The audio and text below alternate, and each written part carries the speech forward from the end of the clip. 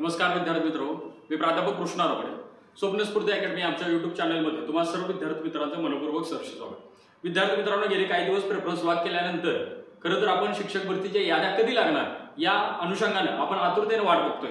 आणि ही वाट बघत असतानाच आजच्या दिवशी आता फक्त थोड्याच वेळापूर्वी पवित्र पोर्टलच्या वेबसाईटवरती एक शिक्षक पदभरतीबाबत प्रसिद्धी पत्रक जाहीर करण्यात आले. या ठिकाणी आपण बघू शकता दिनांक 21 फेब्रुवारी 2024 ही तारीख आहे.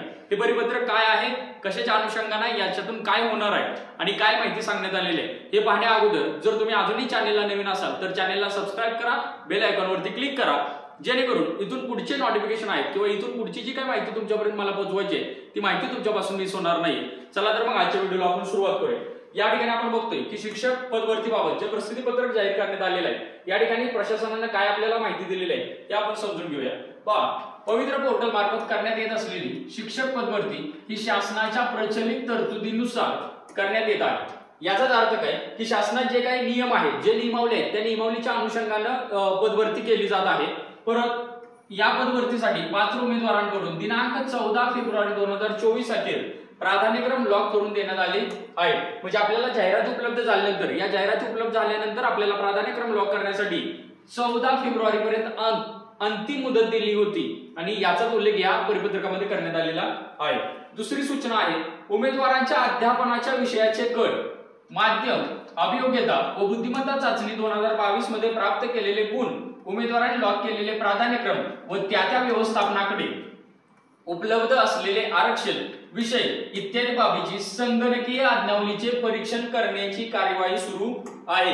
आता ही सूचना फार महत्त्वाची आपल्याला, कारण ही सूचना समजून घेत असताना एक गोष्ट ध्यानात घ्या.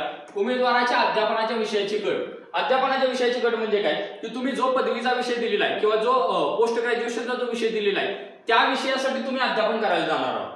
मग हा विषयाचा गट विचारात घेतला जाणार आहे. किंवा तुमचं मराठी माध्यम आहे, उर्दू माध्यम आहे, कन्नड माध्यम आहे, तेलुगू माध्यम आहे किंवा इंग्रजी माध्यम या माध्यमाचा विचार केला जात आहे. परत अभियोग्यता व बुद्धिमत्ता चाचणी 2022 मध्ये जे आपल्याला प्राप्त केलेले गुण आहे, म्हणजे फॉर एक्झाम्पल समजून घ्या की एका विद्यार्थ्याला 120 गुण आहेत, दुसऱ्या विद्यार्थ्याला पण 120 गुण आहेत, तिसऱ्या विद्यार्थ्याला पण 120 गुण आहेत. मग अशा परिस्थितीमध्ये कुणाला प्राधान्य दिले जाणार आहे त्या अनुषंगाने जो व्हिडिओ मी बनवलाय तो आपल्या चॅनलवरती आहे, तो व्हिडिओ तुम्ही तिकडून पाहू शकता. त्याच अनुषंगाने प्राधान्यक्रम इथं विचारात घेतले जाणार आहे. परत उमेदवारांनी लॉक केलेले प्राधान्यक्रम, आता लॉक केलेले प्राधान्यक्रम म्हणजे काय की एखाद्या विद्यार्थ्याने फक्त सांगलीला अर्ज केलाय पण कोल्हापूरला अर्ज केलेला नाही. मग अशा परिस्थितीमध्ये त्याचा फक्त सांगलीमध्ये विचार केला जाईल, कोल्हापूरमध्ये विचार केला जाणार नाहीये. म्हणजे लॉक केलेले प्रेफरन्सचा प्राधान्यक्रम सुद्धा या ठिकाणी विचारात घेतला जात आहे. व त्या व्यवस्थापनाकडे उपलब्ध असलेले आरक्षण, म्हणजे एखादी संस्था आहे त्या संस्थेमध्ये उपलब्ध आरक्षण किती आहे आणि त्या आरक्षणानुसार कोणत्या जागा आलेल्या आहेत, कोणत्या माध्यमाला आलेल्या आहेत, कोणत्या विषयाला आलेले आहेत या अनुषंगाने सविस्तर संगणकीय आज्ञावलीचे परीक्षण करण्याची कार्यवाही सुरू आहे.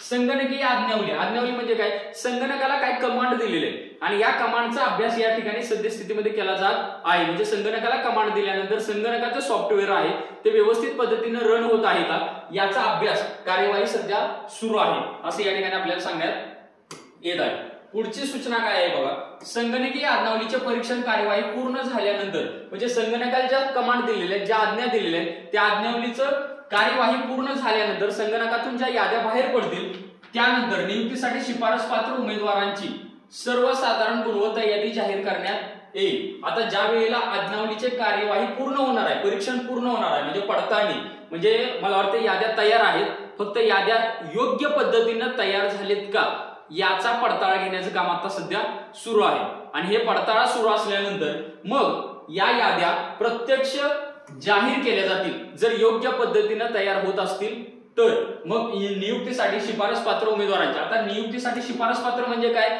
मी बऱ्याच व्हिडिओमध्ये सांगितले रिकमेंडेशन लिस्ट.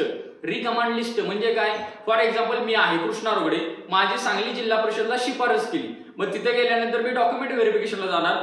डॉक्युमेंट व्हेरिफिकेशन जर माझं परफेक्ट झालं तरच मला तिथं निवड दिली जाणार आणि ती निवड असणार आहे अंतिम निवड यादी.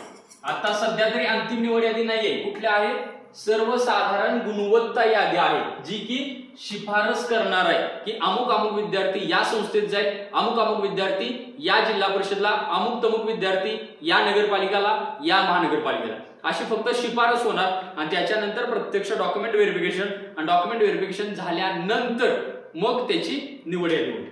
पुढे बघा, सदरची प्रक्रिया अत्यंत पारदर्शकपणे, हे फार महत्वाचं आहे. सदरची प्रक्रिया कशी होत आहे? अत्यंत पारदर्शकपणे सुरू असून उमेदवारांनी शासनाच्या या पदभरती प्रक्रियेत कोणत्याही अफवांना बळी न पडता प्रशासनास सहकार्य करावे.